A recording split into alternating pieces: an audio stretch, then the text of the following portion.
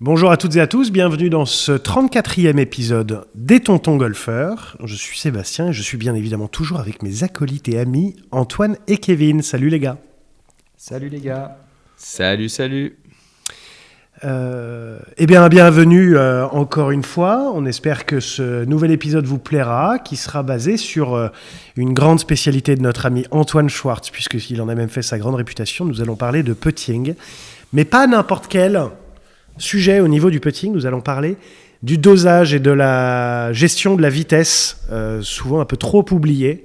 Avant ça, j'aimerais qu'on parle de nos partenaires. Donc, je vais commencer par remercier Golf Planet, média digital, notre média digital, 100% digital et 100% gratuit, bien évidemment.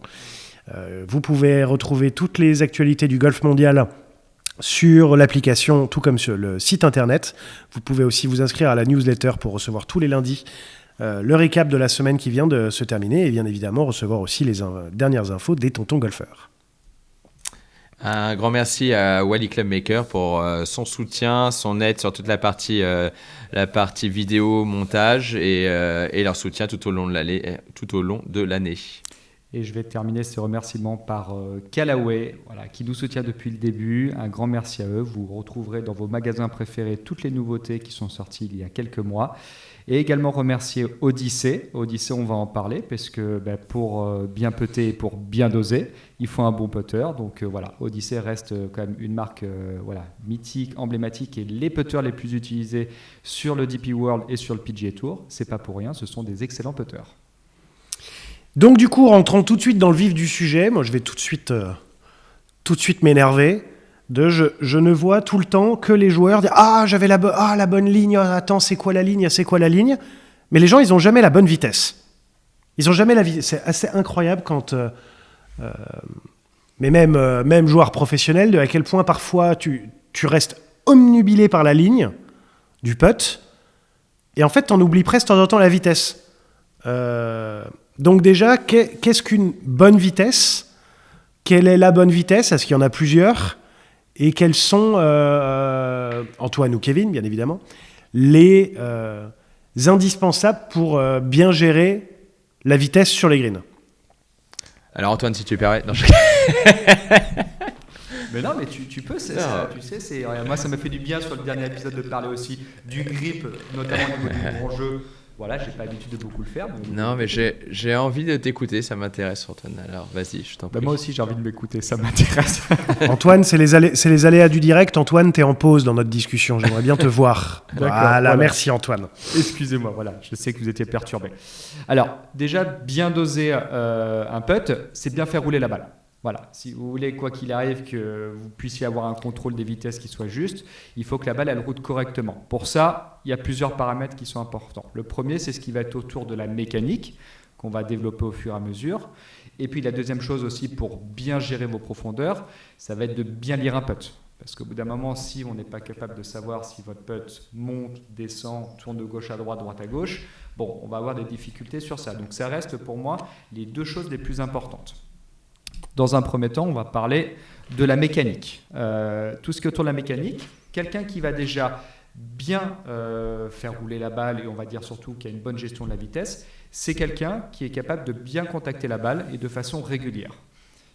Pour m'exprimer par rapport au contact, il y a bien évidemment prendre la balle dans le milieu de la face de club, ça c'est une chose, mais aussi la prendre de façon régulière. Il y a beaucoup de joueurs, de très bons joueurs, de très bons putters, qui ont tendance à légèrement décentrer la balle, ce qui n'empêche que ce sont des excellents putters. Donc ça, c'est une des choses qui va être extrêmement importante sur bien faire rouler la balle. Il faut également qu'il y ait un rythme qui soit plutôt juste, d'accord ? C'est-à-dire que si vous avez un rythme du coup qui est incohérent, notamment ce genre de rythme avec une montée qui peut être un peu lente et une accélération qui est un peu rapide, ça va avoir une sorte de décoordination et donc du coup vous allez avoir des mouvements un petit peu parasites. Donc c'est important d'avoir ça. Vous avez également l'importance d'avoir... Kevin, tu voulais dire quelque chose ? Je voyais tes petits... Non, rien. Non. J'attends pour la placer comme tu le fais à tous les épisodes. C'est bon, on peut parler ? Très bien. Voilà, je vais parler juste de ces deux points pour l'instant. Kevin, est-ce que toi, par exemple... Mais du coup, j'ai rien écouté. J'étais concentré sur le moment où tu allais arrêter de parler. Et voilà, mais du coup, moi, j'ai fait 1 minute et pas 18 minutes 16. Donc du coup, voilà. Kevin, est-ce que toi, tu tu as d'autres choses en tête par rapport à ça? On va développer aussi les points que j'ai énumérés, mais est-ce que tu as d'autres points en tête sur la bonne gestion de la vitesse? Non, mais Sur le plan de la mécanique, je pense qu'on reste pour l'instant tu fais moins le mariole maintenant qui te relance la question. Hein. Sur le... Ferme ta gueule maintenant. Maintenant, tu vas l'ouvrir. Oh, Antoine, nous sommes pas seuls. On va se faire embêter par l'ARCOM, pardon. Non, pas par la... Non, c'est pas l'ARCOM là. Non, sur la vitesse, on voit que c'est souvent quelque chose qui est un peu délaissé par les golfeurs. Ils sont très omnubilés. Ils ont compris maintenant, grâce à toi, qu'il fallait s'entraîner au putting et ils essayent d'avoir la meilleure mécanique sur rentrer les putts. 1, 2, 3 mètres. Ils veulent vraiment la faire sortir en ligne. Ils ont pris, je trouve qu'il y a quand même un élan dans le putting. On le voit à ton compte en banque, qu'il y a de plus en plus de gens il y a de plus en plus de gens qui veulent effectivement s'entraîner au putting et qui ont compris l'importance du putting. Maintenant, ils délaissent, je pense, un petit peu le dosage, notamment parce que souvent, ils ne s'entraînent pas avant les parties. Donc, comme ils ne s'entraînent pas avant les parties, c'est difficile d'avoir le bon dosage quand ils vont jouer. Et aussi parce que ils sont très concentrés à l'entraînement sur la partie mécanique putt court. Donc, avant tout, pour moi, quelqu'un qui putt bien, c'est quelqu'un qui fait peu de 3 putts. Peu de 3 putts et donc du coup qui se laisse des putts de retour, donc les deuxièmes putts les plus courts possibles pour avoir un taux de réussite qui est plus élevé. Et pour ça, il faut bien doser. Si tu doses bas et que tu lis mal la pente, ça marche pas.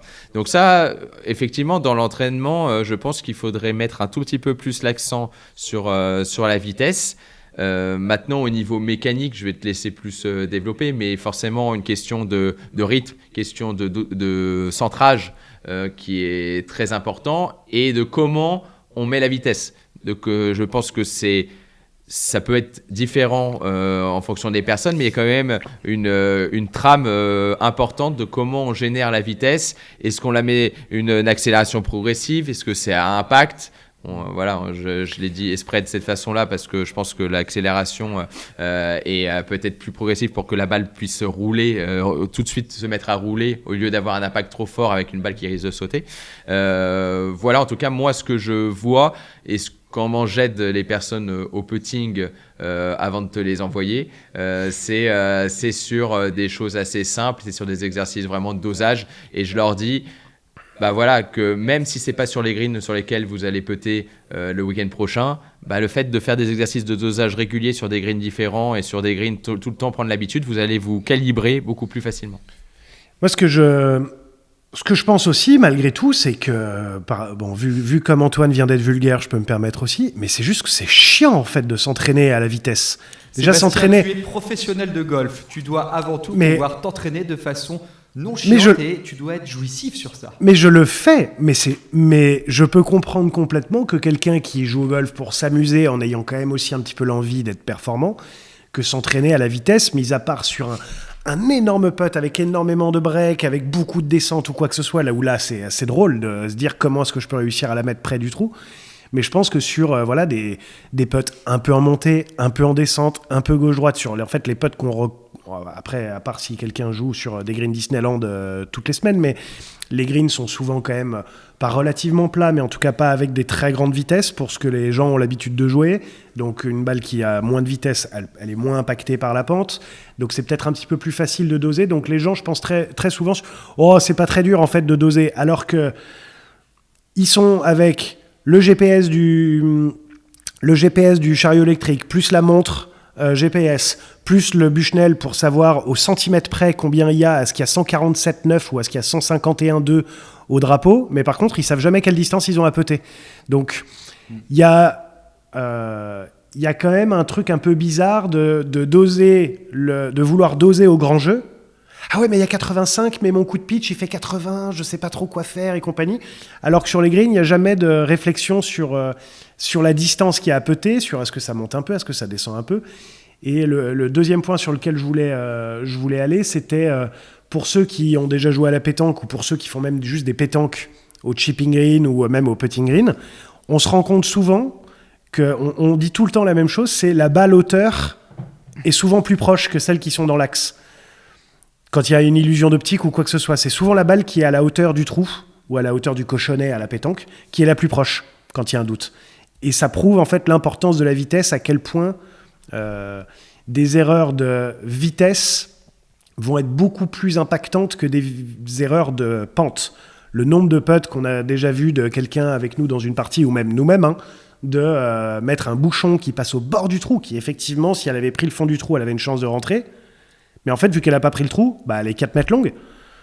Donc, Est-ce que vous ne pensez pas que aussi, c'est le fait d'avoir trop l'envie de rentrer les putts, peu importe la distance, qui fait mal doser aussi les personnes que je trouve que vraiment, quand tu le mets en avant, les stats très dégressives du nombre de putts rentrés dès que tu commences à t'éloigner du trou, tu peux considérer quand même qu'à plus de 3 mètres, et 3 mètres, c'est pas si loin visuellement, mais qu'à plus de 3 mètres, en fait, la plupart des gens sont plus gagnants à essayer de papeter derrière, de mettre un putt vraiment proche du trou donné, de jouer donc du coup le dosage plus que de rentrer, plutôt que d'essayer absolument de la rentrer, de dépasser d'1,20 m et de pas mettre le putt. Ouais, c'est frustrant, mais le...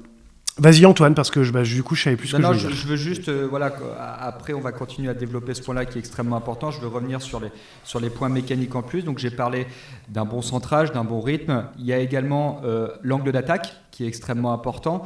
On est sur certainement l'un des seuls coups au golf, sauf particulier, où on demande de prendre la balle. Non, pas du tout, parce qu'au driving, on la prend un petit peu en montant. J'étais sur l'image du fer, en fait, en descendant, mais pas du tout.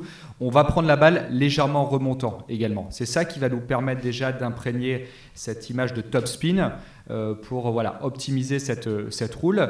Et il y a également, en fait, ce qu'on appelle le ball load angle, qui est l'angle de décollage de la balle. Il faut savoir qu'au putting, cet angle de décollage de balle doit être légèrement positif. On pense que la balle doit parfois rouler directement et avoir en fait cet angle, on va dire, de décollage qui n'est pas vraiment un décollage mais qui est parfaitement horizontal. Mais il faut qu'il soit entre 1,5 degré, 2 degrés. L'angle de décollage de balle peut varier en fonction de la vitesse des greens et de la qualité des greens sur laquelle vous êtes. Mais c'est important de comprendre que votre balle, elle a toujours au départ un léger saut, mais qui est très peu perceptible à l'œil nu.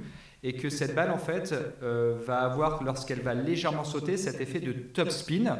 Encore une fois, si vous voulez vous apercevoir de cela, vous pouvez regarder ça sur Internet, ou vous pouvez aussi mettre, par exemple, votre iPhone ou votre portable en slow motion, légèrement décalé, pour voir comment roule la balle. Mais ce sont des points qui sont extrêmement importants. Oui, rappelons-le, c'est pour 2 raisons. Enfin, l'une des premières raisons, c'est parce qu'un putter, il a du loft. Un putter, c'est jamais 0 degré. Mais pourquoi un putter a du loft ? C'est pour pouvoir créer justement cet angle de décollage pour que la balle, en fait, au tout démarrage, saute légèrement. Et pourquoi est-ce qu'il faut que cette balle saute ? C'est parce que simplement, la balle, elle n'est pas sur une surface ferme, elle est un peu très très légèrement enfoncée dans l'herbe. Ça peut être que de 1 ou 2 mm.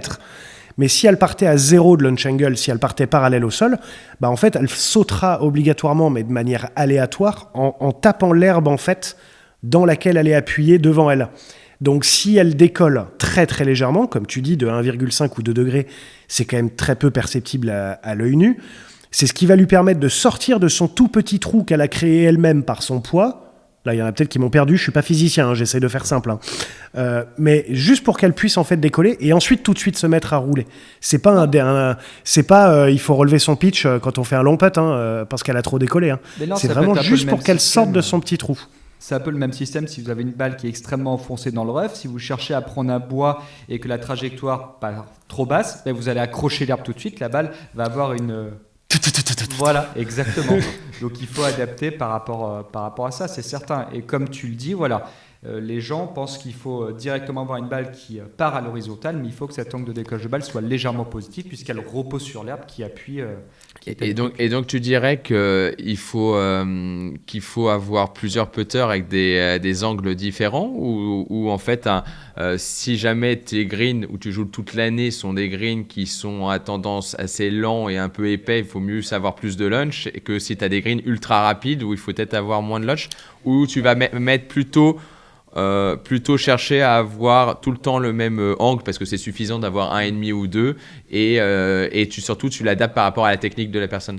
Je pense déjà qu'il faut avoir une technique qui soit plutôt régulière, d'accord ? Encore une fois, je pense que ce qui fait un bon putter, un bon joueur de golf, quelqu'un qui tape bien la balle, c'est quelqu'un qui est régulier dans ce qu'il fait. Donc par exemple, la position de la balle dans le stance a aussi son importance vis-à-vis de ça. Vous allez comprendre dans l'angle d'attaque, logiquement, plus vous allez mettre la balle à droite dans le stance, plus vous risquez de prendre la balle en remontant. Parce que ce qui est toujours important, c'est que par rapport à la position du corps, il faut que le centre de gravité soit légèrement derrière la balle, on va dire au niveau de l'arrière du putter.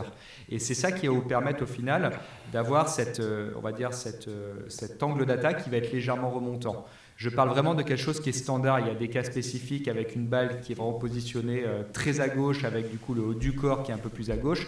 Mais j'essaie de faire une généralité parce que c'est important de venir sur des bases au départ qui sont assez saines. Mais tout simplement, c'est qu'ensuite, le loft du putter peut s'adapter par rapport à ça. À partir du moment où vous êtes capable de bien faire rouler la balle, d'avoir un angle d'attaque qui est légèrement remontant comme on veut, mais que cet angle de décollage de balle est un peu trop élevé puisque ça se trouve sur le plan de la posture du statique, votre putter, vous le posez légèrement en arrière, ou tout simplement, par exemple, vous avez une tendance un petit peu à lofter. Voilà, on a des joueurs, par exemple, comme Jordan Spieth, qui mettent les mains très en avant et ensuite qui ont tendance à rajouter du loft. Ils ont un système de compensation. Tout ça, ça peut être, ça peut avoir un effet derrière sur l'angle de décollage de balle et il faut adapter le loft. Mais ça, la meilleure chose à faire, c'est de faire un fitting. Mais quelqu'un qui va être 20-25 d'index, qui veut commencer à modifier le loft de son putter pour optimiser l'angle de décollage de balle avec des angles d'attaque qui ne sont pas réguliers et tout, pour moi, ça n'a aucun sens. Déjà, travailler sa mécanique vis-à-vis de ça.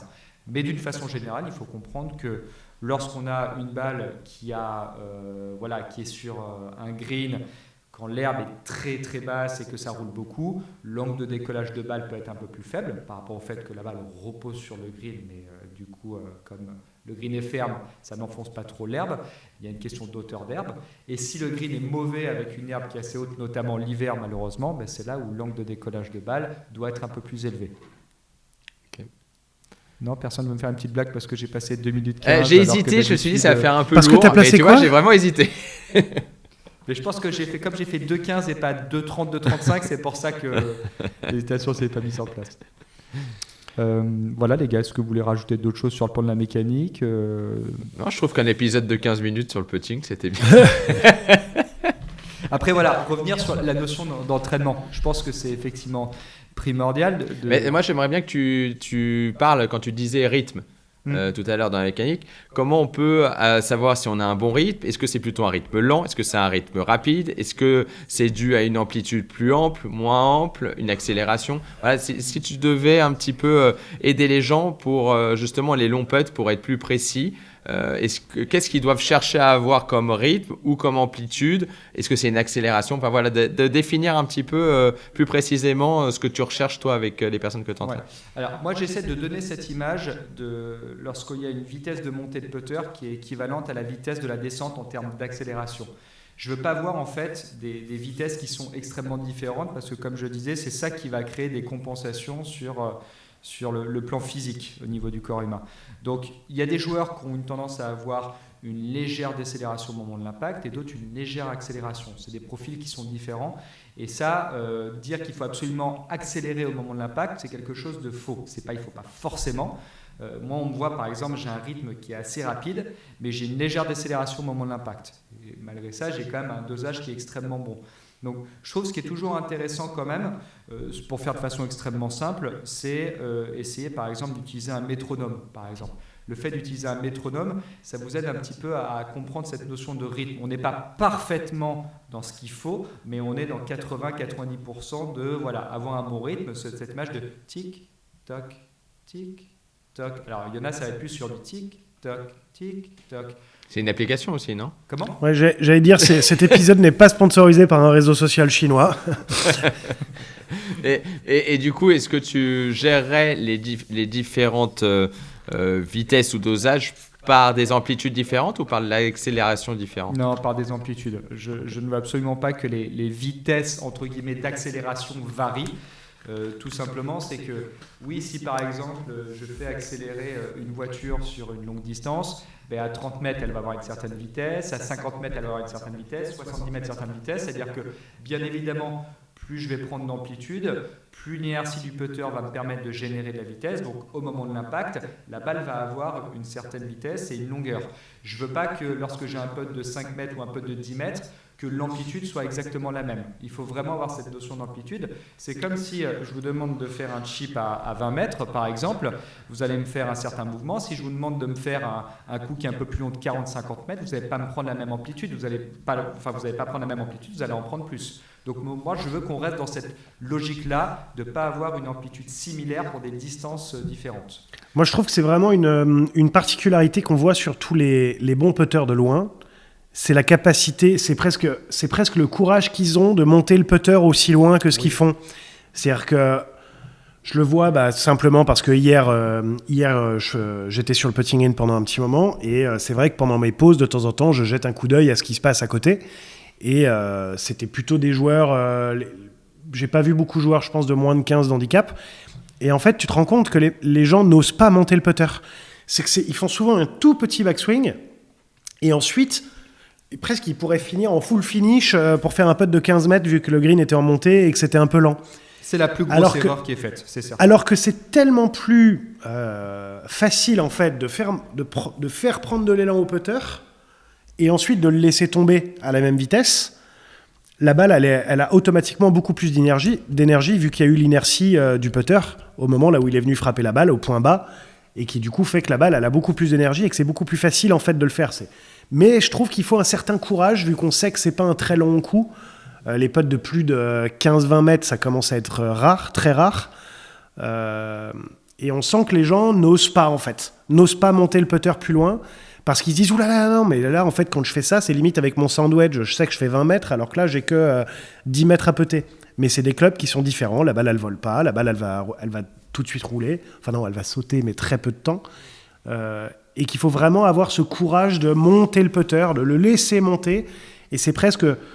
Si vous vous dites, là c'est bon, il est déjà assez monté, c'est pas assez. Si vous vous dites, non, là c'est beaucoup trop, c'est toujours pas assez. Et quand il est vraiment arrivé à un point là où vous vous dites, là je suis à un point de non-retour, le putter il n'arrivera jamais à revenir sur la balle, c'est presque, là on commence à avoir un backswing qui ressemble à quelque chose. Mais quand on regarde les meilleurs joueurs du monde putter de loin, si on regarde vraiment, les backswings sont beaucoup plus longs que la traversée et que souvent on voit exactement l'inverse. Ça veut pas dire frapper la balle, mais c'est vraiment... Il y a tellement d'inertie et de vitesse qui a été donnée au moment de la frappe, vu qu'il y a eu un grand backswing, qu'il n'y a pas besoin en fait d'aller loin après la balle. Je pense qu'il y a un problème aussi dans la compréhension de comment on génère la vitesse. Souvent, quand le gros problème, c'est la conception en fait du coup dans beaucoup de choses, c'est de manière générale au golf en général. Ouais, parce que tu vois, j'entends souvent la même chose aussi au chipping. Et pareil sur le putting, du coup, où on leur dit il faut accélérer dans la balle. Ouais. Et en fait, pourquoi les personnes, j'imagine, je fais l'avocat du diable, j'imagine qu'on leur dit ça parce que souvent, c'est vrai que tu as des personnes qui décélèrent tellement qu'il n'y a plus de vitesse au moment de l'impact. Mais en fait, ce qu'il faut réellement, c'est qu'il y ait de la vitesse à l'impact. Ça ne veut pas dire qu'il faut qu'il y ait une accélération. C'est deux choses différentes. Quand tu demandes de faire, quand tu mets un coup de sandwich et que tu demandes de faire la distance, tu vas demander de faire quoi ? Tu vas demander d'accélérer, de mettre de la vitesse. Et je pense que pour la plupart des gens, faire une distance au putting, c'est quoi ? C'est mettre de la vitesse à la descente. Et c'est ça pour moi, je pense, qui est la plus grosse problématique et non-compréhension. Ouais. Et souvent, tu vois, je fais l'exemple. Tu vois, je prends une balle, je la mets à ma hauteur d'épaule.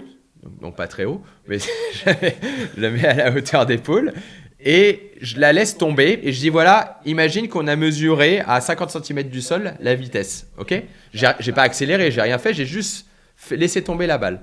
Maintenant, imagine que je mets cette fois-ci la balle au niveau de ma ceinture, donc encore un peu moins haut, et que cette fois-ci, je la lance vers le bas.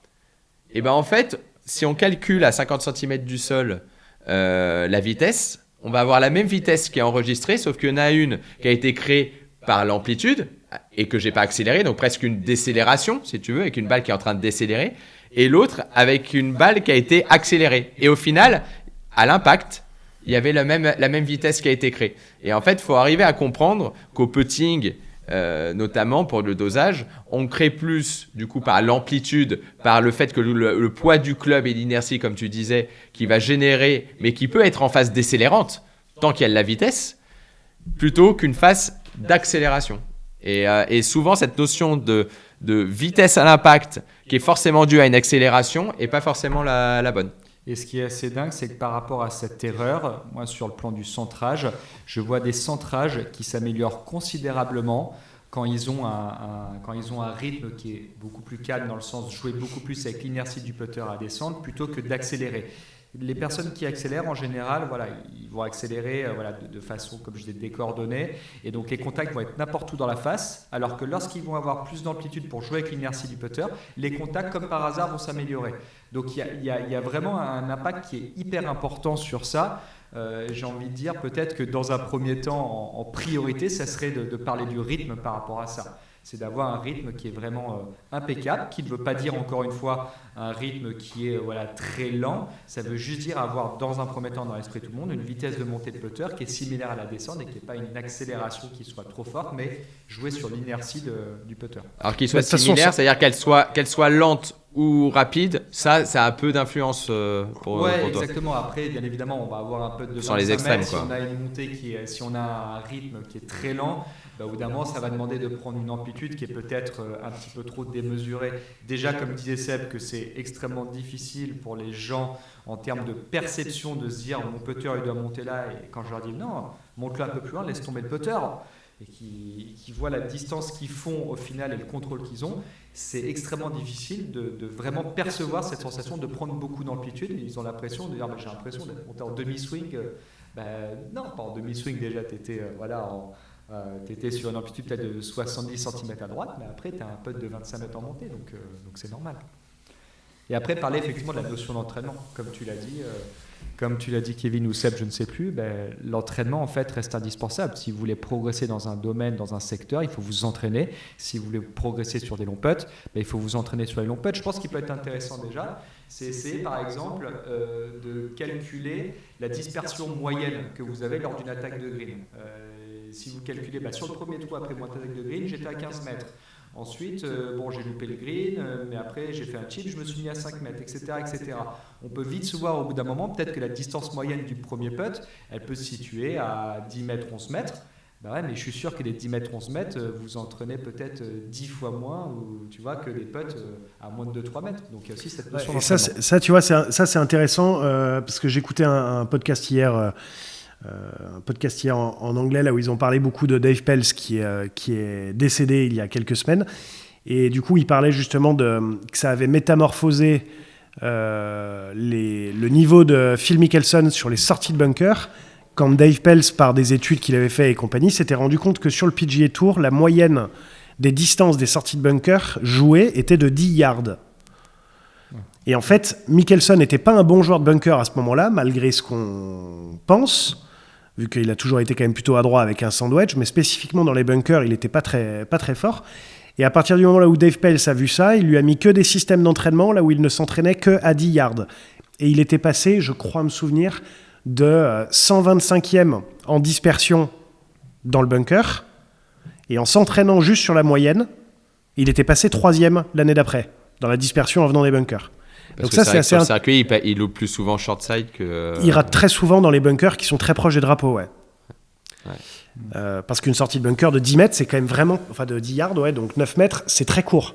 Ouais, mais en fait, il s'était rendu compte que c'était ça la distance en fait, des sorties de bunker moyennes.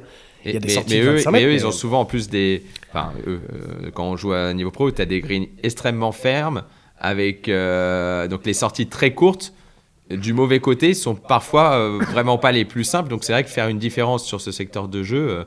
Mais ce qui est intéressant surtout, c'est, comme disait Antoine, et puis confirmé par Seb, c'est effectivement de mettre en avant les putts réels que vous avez. Si vous vous entraînez d'une façon, sur une distance qui est une distance que vous avez très peu, au final, vous perdez un petit peu de temps, entre guillemets, et d'énergie. Après, Win, je me permets tout de suite de te couper parce que tu peux avoir une distance moyenne de 10 mètres, mais n'avoir que des putts de 5 et 15 mètres. Et au final, tu t'entraînes sur une distance que tu n'as jamais.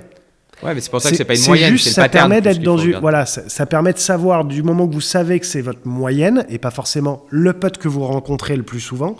C'est plus facile par rapport à, bon là j'ai pris les extrêmes à 5 mètres près, mais si vous avez voilà, une moyenne à 10 mètres et qu'en fait vous avez très souvent des putts entre 7 et 13 ou entre 8 et 12, bah en fait c'est là où ça devient hyper intéressant parce qu'en s'entraînant à 10, ben vous êtes vraiment en fait dans le vif du sujet, quoi, dans le cœur du poulet. Donc c'est juste des petits réglages à faire pour faire plus que 8 mètres ou pour en faire 11 au lieu de 10. Mais au moins ça permet d'avoir une bonne idée déjà de la vitesse sur ces putts longs qui, et il est vrai, on voit très rarement des gens s'entraîner sur des putts plus longs que 5-6 mètres. Ouais, exactement. Et quand effectivement, je leur pose des questions sur... ils me disent j'ai des gros problèmes au niveau du dosage. Outre la mécanique, je dis est-ce que vous entraînez sur des putts longs ? Non, pas beaucoup. Bon, s'entraîner sur des putts longs pour progresser sur des putts longs. Voilà, je repars juste déjà d'une logique vis-à-vis de ça. Après... Un entraînement qui est pas mal à faire sur les putts longs, justement, sur les putts très longs, si vous n'avez pas du tout l'habitude. Moi, je trouve qu'il y a 2 formules qui sont plutôt sympas. C'est en prenant 2 balles et en fait en faisant un scramble. Faites un scramble avec vous-même. Donc si déjà, dans un premier temps, vous avez du mal, tout simplement, à mettre la balle près du trou, vous faites un scramble, mais en prenant vraiment la meilleure balle. Et vous essayez de faire 5 fois 2 putts au-delà de 5, 10 ou 15 mètres en fonction de votre niveau. Vous pouvez vous mettre dans les multiples de 5, vous pouvez vous mettre à 7 mètres, c'est pareil, ou à 9 mètres.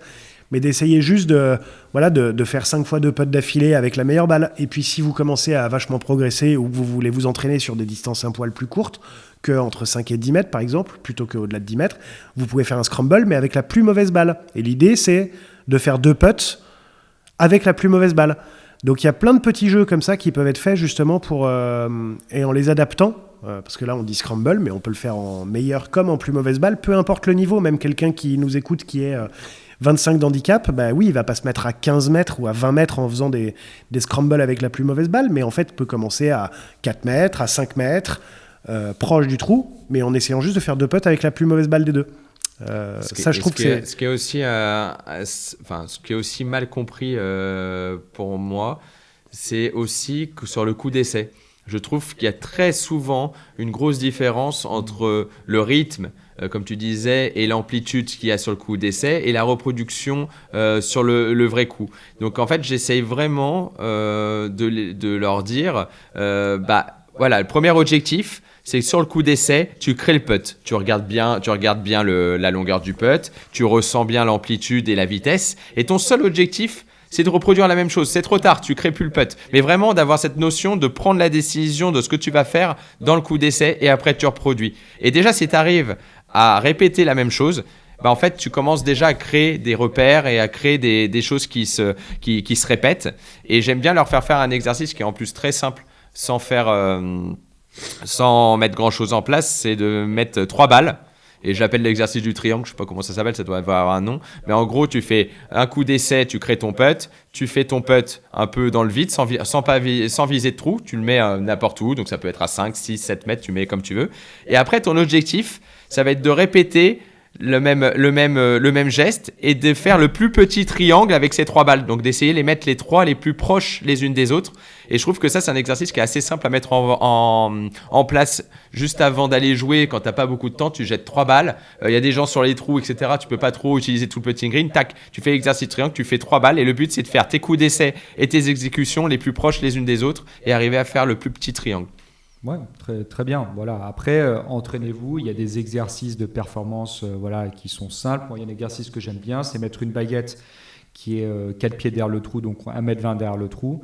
Et bon, il faut un putting green qui soit assez grand, mais vous pouvez mettre des tees qui sont de 5 mètres jusqu'à 15 mètres, si vous voulez, même plus, si jamais vous voulez vous tester.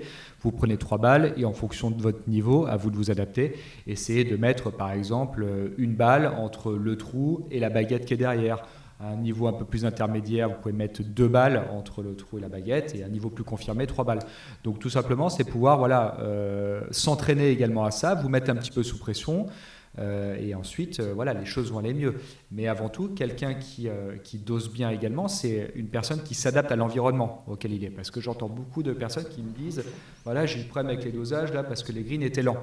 Ben, oui, les greens sont lents, mais malheureusement, je crois que lorsque tu as des golfeurs, même pro, amateurs, qui passent d'un parcours à un autre avec un environnement, une herbe qui est différente, tu dois t'adapter par rapport à ça. Donc c'est pour ça qu'il faut aussi s'échauffer de façon aussi correcte, comme ce genre d'exercice dont tu viens de dire, Kevin, pour tout simplement t'habituer à l'environnement auquel tu es. Donc c'est extrêmement important de bien s'échauffer sur les longs putts et de comprendre ensuite tout ce qui est autour de cet échauffement. Voilà.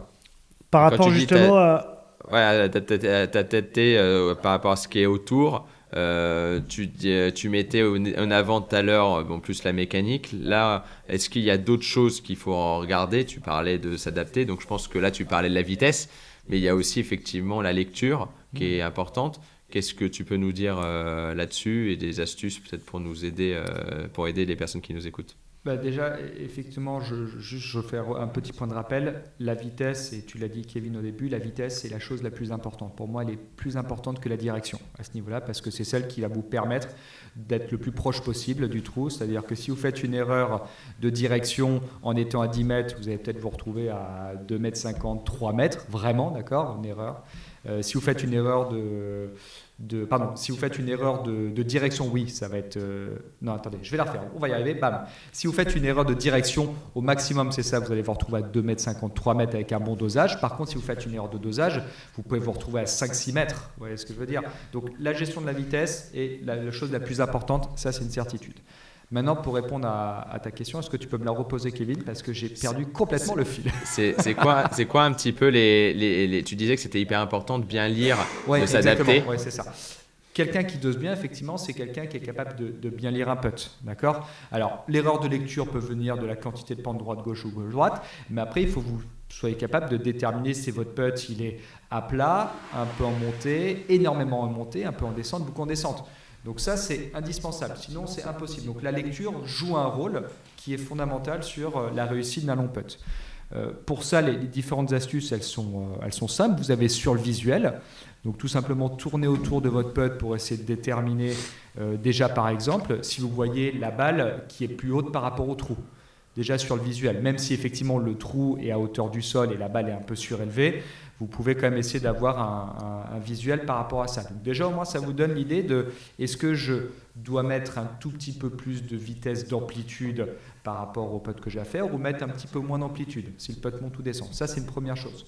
Vous avez aussi une deuxième chose, vous voyez pas mal de joueuses et de joueurs qui l'utilisent, c'est la méthode endpoint, qui est normalement utilisée plus sur le côté latéral pour essayer de déterminer le pourcentage de pente.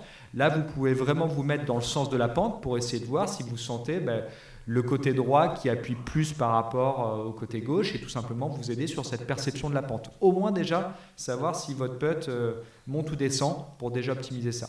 Donc là, après, on peut rentrer à fond dans la lecture, mais je pense que déjà, ça reste un bon point par rapport à ça. Donc de bien déterminer effectivement si vous êtes en montée ou si vous êtes en descente, droite-gauche, gauche-droite, ça, vraiment prendre une décision avant de jouer. Il y a des astuces aussi de lecture, je ne sais plus si on en avait parlé, mais sur le fait de regarder beaucoup plus large et de regarder plutôt même si par exemple il y a des cours d'eau, s'il y a de l'eau, souvent les greens ils penchent vers les pentes générales sur les greens, ouais. Ouais, donc ça peut vous aider. Ça peut vous aider aussi si par exemple c'est montagneux, s'il y a une montagne ou une falaise à gauche ou à droite. Souvent, si la montagne est à gauche, le putt va souvent aller vers la droite. Voilà, donc t'as des petites astuces pour regarder plus large, de façon plus éloignée, ou recommencer à regarder peut-être en étant à l'extérieur du green, quand vous arrivez au green, s'il y a une pente générale qui en découle, en tout cas s'il est dans l'autre sens par rapport à la pente générale, vous le voyez déjà un peu plus facilement. Donc voilà, donc là on a perdu la bonne mécanique, comme tu disais. J'ai une question pour Antoine. Question pour Antoine, même si on connaît la réponse, c'est plus pour si jamais quelqu'un est en train de se la poser en nous écoutant. Que penses-tu des personnes qui veulent gérer l'amplitude, tu sais, sur les greens, de quand je monte au niveau de mon pied droit, je fais tant de mètres, quand je monte au niveau de l'extérieur de mon pied droit, je fais tant de mètres, quand je monte là, je fais tant de mètres. Qu'est-ce que tu penses de cette manière-là de gérer les amplitudes ? Je pense que pour quelqu'un qui est vraiment débutant, c'est intéressant d'avoir des repères visuels. Par contre, je parle vraiment de quelqu'un qui débute, d'accord ? Par contre, au bout d'un moment, quand le niveau commence à être adapté, même quand vous êtes vous jouez dans le bogey ou même vous êtes 30 d'index, je pense que c'est important de développer cette partie un peu feeling et de comprendre que la calibration à travers mon putter, s'il monte 20 cm à droite, 30-40 cm, je vais faire telle distance. Elle n'est pas vraiment juste. Vous allez avoir aucun pro qui va avoir cette visuelle, cette réflexion de se dire si jamais mon putt il monte à 40 cm, il va faire telle distance. Peut-être qu'ils vont avoir leur posture et tout simplement déjà pour s'imprégner de la vitesse, le fait de monter le putter au niveau du pied à droite et au niveau du pied à gauche, ça peut permettre déjà de vous donner un ordre de vitesse qu'il y a, mais en aucun cas ils vont déterminer la quantité, enfin du moins la localisation exacte du putter par rapport à la distance qu'ils vont faire. Donc il faut au bout d'un moment développer ce feeling, parce que je pense qu'un joueur, une joueuse qui dose bien, c'est quelqu'un qui a du feeling avant tout. C'est quelqu'un qui à force de faire les mêmes choses, de travailler, ça devient ce qu'on appelle naturel au final, mais ça devient du bon naturel.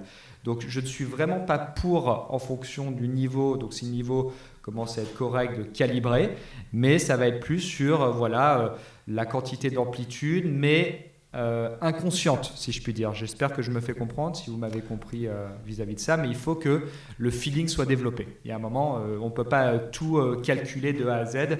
Il y a un côté mathématique, mais au bout d'un moment, c'est un sport aussi de feeling. Je ne suis pas sûr que d'un moment, vous avez des joueurs de tennis, ils sont capables de vous dire exactement où la raquette va être au centimètre près pour faire telle distance. Il y a un moment, il y a aussi d'autres enjeux qui rentrent dans tout ça. Ouais, je pense que d'avoir peut-être des repères plus de rythmique, Oui. quand tu arrives d'avoir un rythme que tu arrives à répéter facilement et qui induit un petit peu une amplitude aussi, et que derrière tu saches que sur ces greens-là, ça a plus tendance à faire 4 mètres par rapport à d'habitude où ça fait 3 mètres. Ça peut te donner des petits repères pour savoir que les greens sont peut-être un peu plus rapides pour du coup adapter toute ta lecture et tes prises de pente par rapport à ça. Après, effectivement, je connais qui essayent d'avoir vraiment un truc hyper calibré. C'est souvent des personnes qui aiment bien que tout soit carré, etc. Je trouve pas que ça soit hyper révélateur parce que je trouve que ça tue un peu la séquence en fait, tu vois, de fait de contrôler en fait l'endroit où tu veux que le putter s'arrête, etc. Ça tue un peu cette séquence et cette fluidité du mouvement et donc du coup ça fait un peu saccadé et souvent c'est des personnes qui ont tendance un peu à taper peut-être un peu plus la balle parce qu'ils recréent une accélération une fois qu'ils ont arrivé à l'endroit où ils voulaient, hop ils recréent une accélération. Donc je pense effectivement qu'il faut faire attention à ça. Alors tu as parlé de taper la balle, mais il faut pas accompagner la balle au putting ? Non, il ne faut pas accompagner la balle. Je te vois avec ton petit sourire. Et c'est vrai que c'est une question qui nous avait été posée lorsqu'on avait fait. Mais si je l'accompagne, elle va mieux rouler, non, Antoine ? Bah oui, bien évidemment, elle va mieux rouler, mais on va encore une fois être sur une accélération qui risque d'être trop importante, petite montée, et du coup j'accompagne énormément. Et malheureusement, non, c'est loin d'être juste. Il y a un moment où on parlait, il y a très longtemps, et encore malheureusement j'entends parler du célèbre 1 tiers, 2 tiers, voilà. Mais vous regardez, je parle encore de la majorité des joueurs qui ne sont pas dans un profil qui est comme ça, des très bons putters. Il y en a, oui. Je fais une généralité encore une fois. Sur le précédent épisode, on a parlé du grip, comme quoi le grip, par exemple, n'était pas une généralité qui avait des variations. Mais au bout d'un moment, il y a aussi s'appuyer sur ce que font les meilleurs putters.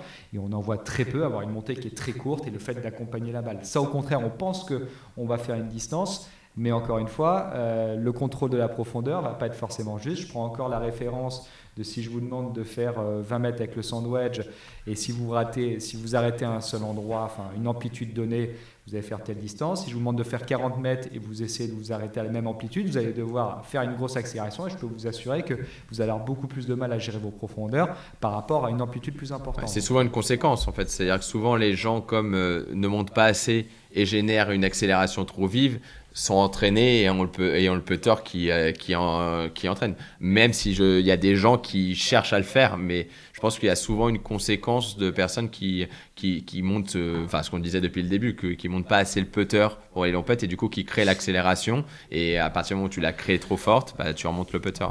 Pour ceux qui regardent les concours de gifles sur YouTube, les mecs, ils ont... On passe pas tous les mêmes journées. Hein. Les mecs, ils ont pas une petite montée et une grande amplitude. La main, elle part de loin, et bim, ils mettent une grande gifle.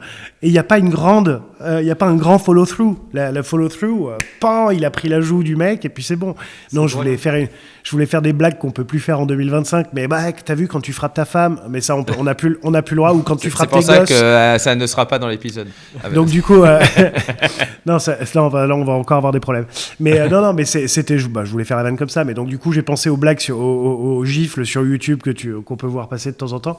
Et mais au final, c'est pas un si mauvais exemple. Il n'y a pas un follow-through qui va jusqu'à l'autre bout du monde avec un tout petit backswing. C'est un grand mouvement qui permet d'avoir la bonne inertie. Et c'est cette inertie-là qui permet d'avoir une vitesse régulière et qui permet ensuite, du coup, de mieux gérer la vitesse. Ouais, bien sûr.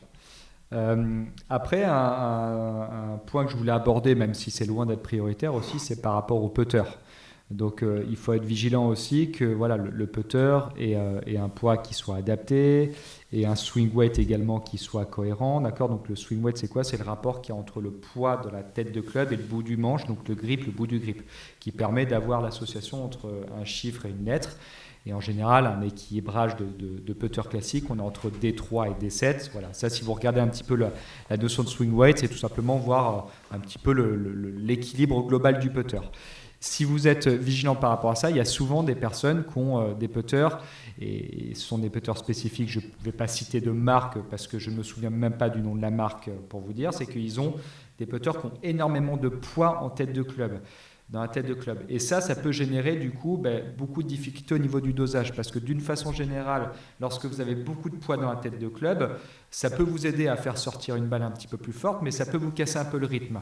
On peut adapter ça en fonction de la vitesse des greens, c'est-à-dire qu'en général, des greens qui sont assez lents, si on peut mettre un peu plus de poids dans la tête de club, ça peut aider à ce que la balle sorte un petit peu plus forte, mais il faut être vigilant par rapport à ça. Donc déjà aussi, il faut un putter qui soit correctement adapté par rapport à...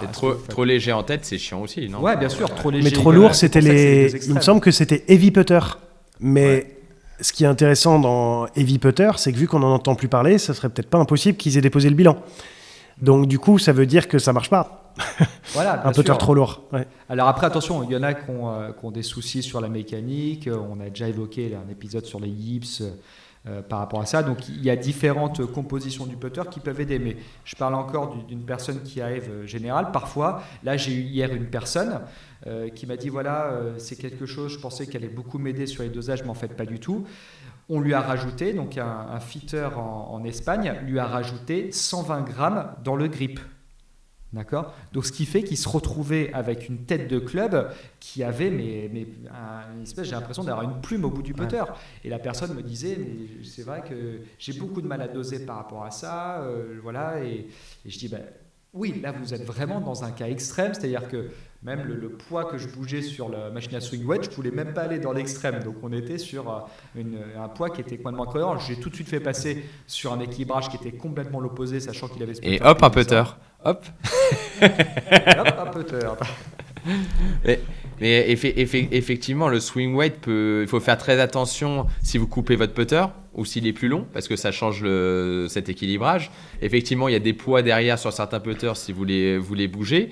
Et on en vient à la dernière chose, c'est le grip et le poids du grip. Si vous mettez des grips très gros, parfois sont beaucoup plus lourds. Voilà, donc de bien savoir la combinaison de tout ça pour rester, comme dit Antoine, entre D3 et D7 à peu près dans la fourchette haute et basse de ce qui se fait. Et si vous êtes plus lourd que ça ou moins lourd que ça en tête, ça peut poser des problèmes sur le dosage. Est-ce que moi j'ai plus lourd que ça, du coup c'est problématique. Du coup, Kevin, il faut que je change. Non, moi j'ai plus lourd que ça aussi. Mais moi je pensais que c'était plus que ça parce que moi j'ai toujours peut-être un peu plus lourd que ça, tu vois. Plus dans les E, tu vois. Ouais, moi je suis E4 sur celui-là. Moi je suis un petit peu plus élevé aussi parce que j'ai besoin de sentir du poids dans la tête de club. Ouais. Ça c'est ce que j'ai toujours aimé et pour moi c'est indispensable d'être un petit peu plus, moi aussi. Plus de poids. Vu comme Antoine putt, j'ai vu déjà, tu vois, des G, tu vois. D'accord. Donc D3, D7, t'es quand même fourchette léger ou tu mets... Comment ? Est-ce que tu referais une fourchette différente? Alors c'est plus vu que dans Non, les il faut E, surtout pas revenir sur ce qu'il a dit.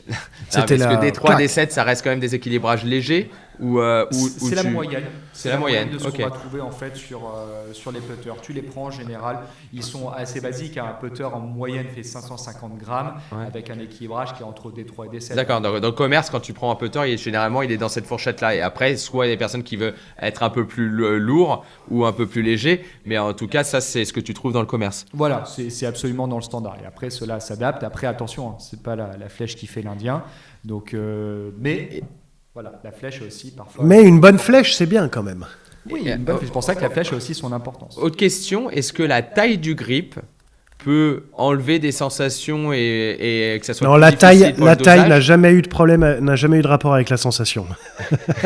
et est-ce que la position, enfin le grip utilisé, donc la position des mains cette fois-ci, peut faciliter le dosage ou avoir plus de difficultés pour le dosage? Ouais, ça c'est très personnel. La position des mains sur le grip en haut ou en bas peut jouer un petit peu sur l'inertie du putter. Vous pouvez avoir des sensations qui sont effectivement différentes. Moi, parfois, ça ne me dérange pas si le putter d'un joueur est un petit peu trop grand et qu'il positionne ses mains en main. À partir du moment où, durant le mouvement, le bout du grip ne va pas être en contact ou ne va pas toucher un vêtement ou quoi que ce soit.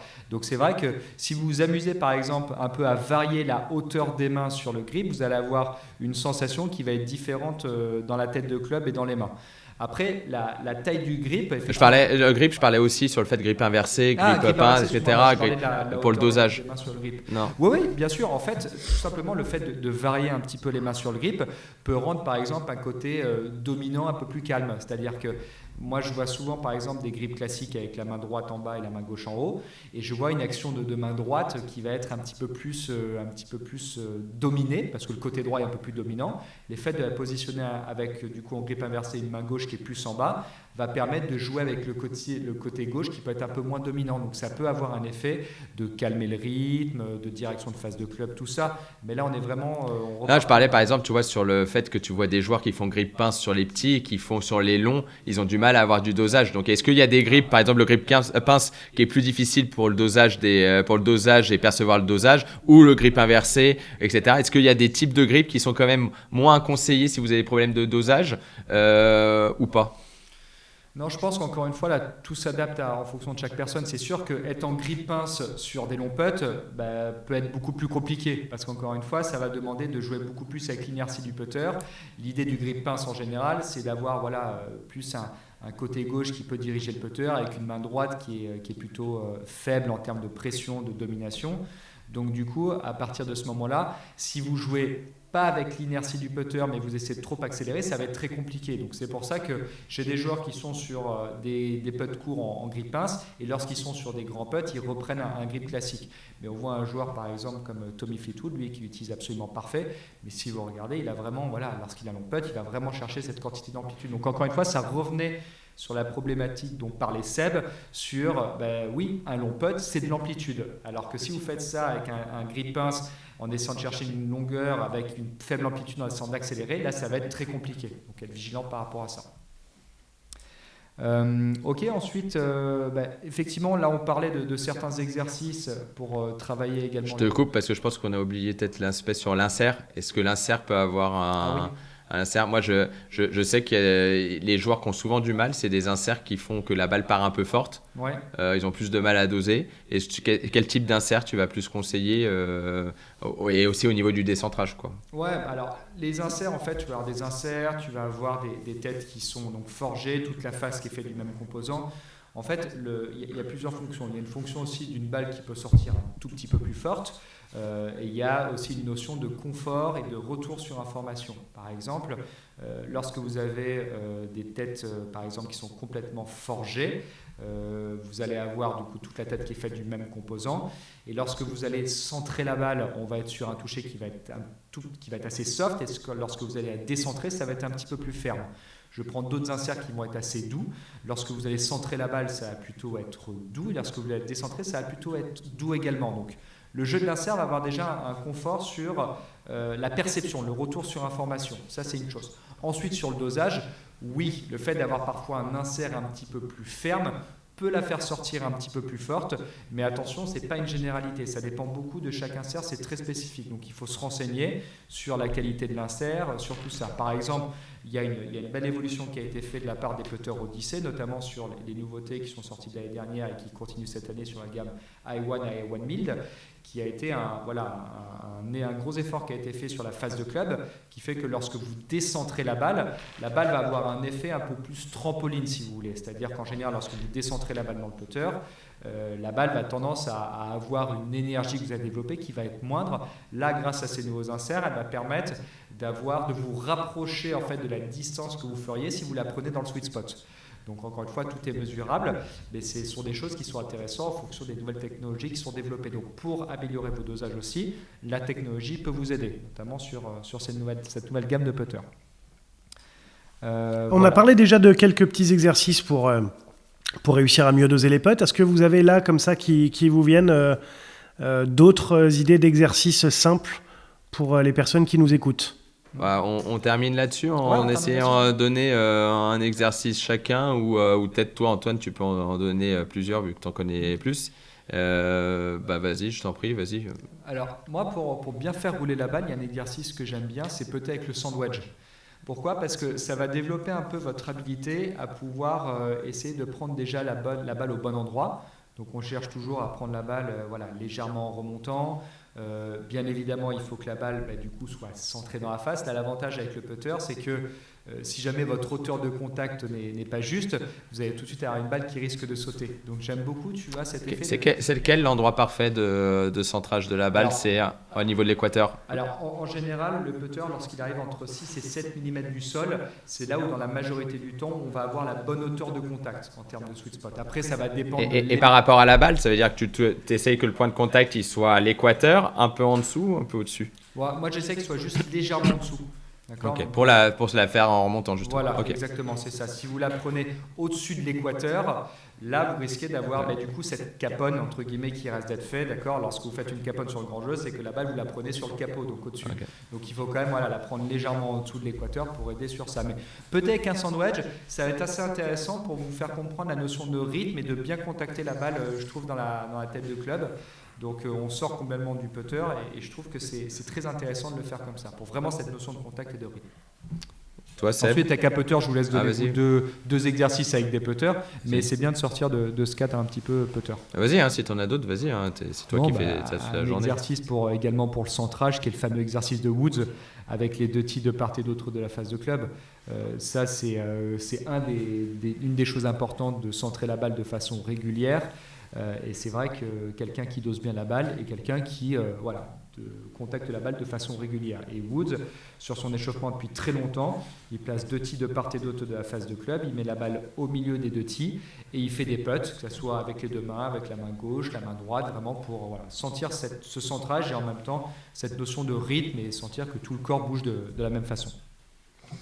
Moi, l'exercice dont j'ai envie de parler, on a beaucoup parlé des longs putts sur la vitesse, mais c'est un exercice que j'aime bien faire de plus proche, sur des putts de 2-3 mètres. On peut s'amuser à le faire plus long aussi, mais c'est juste de prendre 2 balles et en fait de le putter à 2 vitesses différentes pour essayer de voir quelle est l'influence qu'a la pente quelle est l'influence qu'a la vitesse sur la pente justement. Donc un putt qu'on pourrait jouer un trou à droite, si on le joue très ferme, on pourrait le jouer peut-être que bord droit, et si on le jouait très très lentement, on pourrait peut-être le jouer 2 trous à droite. Donc en fait qu'une pente ne veut absolument rien dire tant qu'on n'a pas défini une vitesse. C'est ce que j'essaie souvent de dire aux personnes avec qui je joue sur des parties amicales ou même sur des pro-am, de dire en tournoi aussi, non ?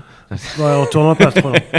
De dire quand on me dit Seb, tu le vois où ce putt ? Je dis moi je le vois à 1000 endroits différents en fait. Ça dépend complètement de la vitesse à laquelle tu veux que la balle elle rentre dans le trou. Donc d'avoir une idée claire sur la vitesse à laquelle on veut que la balle elle rentre dans le trou, pour qu'on puisse avoir une idée claire de la vitesse que la balle va avoir durant le putt, et là on va pouvoir avoir une pente qui s'adapte. Ok, et moi je vais donner un dernier exercice, c'est un peu dans le même style de l'exercice du triangle avec les 3 balles. Là c'est toujours avec 3 balles, mais cette fois-ci vous allez vous amuser à faire une première balle Et après, l'objectif, ça va être de faire une balle qui dépasse un tout petit peu, puis une troisième balle qui dépasse encore un tout petit peu. Donc pareil, vous n'avez pas besoin de trous et ça permet d'essayer de faire la plus petit écartement entre les 3 balles, mais d'avoir la première la première que vous jouez qui est la plus proche de vous, la deuxième un peu plus loin et la troisième un peu plus loin. Donc ça vous apprend à doser et en plus vous n'avez pas besoin de trous forcément pour le faire. Ça permet d'être vraiment focus, pas sur rentrer la balle, mais sur vraiment que le dosage. Tu pourras par les rapport à utiliser ça, ceux qui aiment bien pendant tes cours. Si tu veux. Tu pourras les utiliser pendant tes cours, mes exercices. Merci beaucoup. Je citerai ton nom lors de mes cours. Ceux qui aiment bien cet exercice, ça peut être aussi une idée de ah bah tiens, cette balle-là, je vais essayer de la laisser courte du trou, mais la plus proche possible du trou.